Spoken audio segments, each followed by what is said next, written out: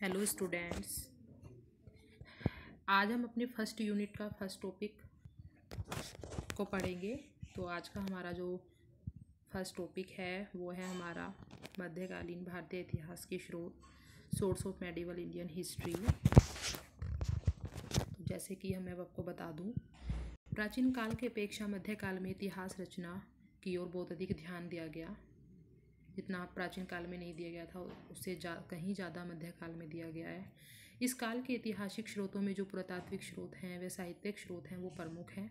इनमें जो प्रथम स्थान है वो साहित्यिक स्रोतों के अंतर्गत आने वाले ऐतिहासिक ग्रंथों का है। जो साहित्यिक स्रोतों के अंतर्गत आते हैं ऐतिहासिक ग्रंथ, उनका स्थान प्रथम है, जिनमें से अधिकांश फारसी भाषा में लिखे गए थे। जो अधिकांश ग्रंथ है वो फारसी भाषा में लिखे गए क्योंकि उस समय की जो भाषा थी वो मेन भाषा फारसी भाषा थी। जैसे अरबी भाषा में भी लिखे गए हैं, तुर्की भाषा में भी, जैसे बाबरनामा तुर्की भाषा में लिखा, लेकिन ज़्यादातर जो ग्रंथ है वो फारसी भाषा में लिखे गए। तो सबसे पहले हम देखते हैं तहकीक-ए-हिंद। इसके जो रचनाकार हैं तहकीक-ए-हिंद, किनकी पुस्तक है? अल-ब्रूनी की। तो मैं इनके बारे में आपको बता देती हूँ। अल-ब्रूनी ने अपना जो ये ग्रंथ लिखा वो अरबी भाषा में लिखा। अल-ब्रूनी जो थे वो महमूद गजनवी के आक्रमण के समय भारत आए थे। वे अरबी और फारसी दोनों भाषाओं के उनको ज्ञान था उन्हें दोनों भाषाओं का, लेकिन ये ग्रंथ उन्होंने अरबी भाषा में ही लिखा। उन्होंने अपनी इस पुस्तक में जो 11वीं शताब्दी के प्रारंभ में हिंदुओं का जो साहित्य है, विज्ञान है, धर्म है, उसका अपना आंखों देखा वर्णन इन्होंने इसमें किया है। तो इससे हमें क्या जानकारी मिलती है? इस पुस्तक से हमें जो उस समय की सामाजिक दशा थी उसका पर्याप्त ज्ञान हमें होता है। और यह पुस्तक किताब उल हिंद, इनकी जो तहकीक-ए-हिंद पुस्तक है ये किताब उल हिंद के नाम से भी प्रसिद्ध है। तो सेकंड जो है हमारी ताजुल मासिर, इनके रचनाकार मोहम्मद हसन निजामी थे। ये जो पुस्तक है हमारी ये अरबी और फारसी दोनों भाषाओं में लिखी गई है। इस पुस्तक में 1192 ईस्वी से 1228 ईस्वी तक के भारत की घटनाओं का वर्णन इन्होंने किया। राजनीतिक घटनाओं के साथ साथ इन्होंने सामाजिक और धार्मिक जीवन का भी उल्लेख किया। दिल्ली सल्तनत के जो प्रारंभिक दिनों का जो प्रमाणिक इतिहास है वो हमें इसी पुस्तक से मिलता है।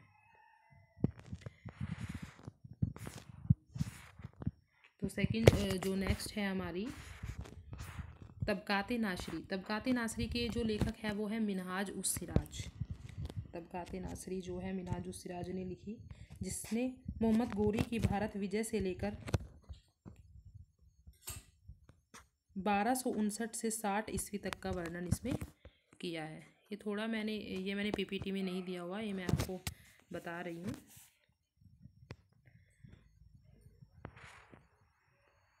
इनकी भाषा भी फारसी थी, इन्होंने फारसी भाषा में ही इसे लिखा। 1260 में इन्होंने इसे पूर्ण किया था।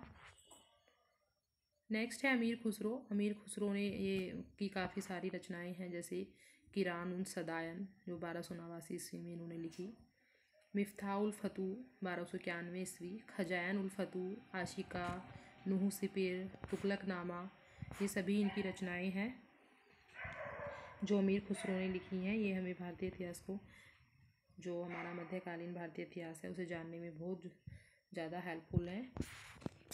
तारीख़ फ़िरोज़ शाही। नेक्स्ट है हमारी तारीख़ फ़िरोज़ शाही। तारीख़ फ़िरोज़ शाही जो है जियाउद्दीन बर्नी ने लिखी है।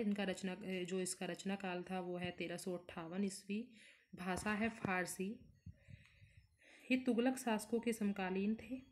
तारीख़ फ़िरोज़ शाही में इन्होंने बलबन जो हैं उनके सिंहासन पर जब वे बैठे थे उससे लेकर फिरोज शाह तुगलक के शासनकाल के 6ठे वर्ष तक का वर्णन इन्होंने इसमें किया हुआ है। उस काल का जो सामाजिक आर्थिक जीवन था, न्याय सुधार था, उसका वर्णन भी उन्होंने इसमें किया हुआ है। तो फतवा जहादारी भी इन्हीं की रचना है। रचनाकार जियाउद्दीन बर्नी थे फतवा जहादारी के भी।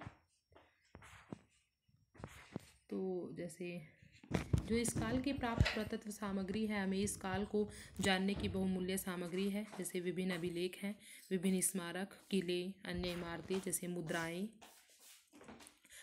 आदि। ये सभी जो है हमें मध्ययुगीन भारतीय इतिहास को जानने में महत्वपूर्ण साधन है।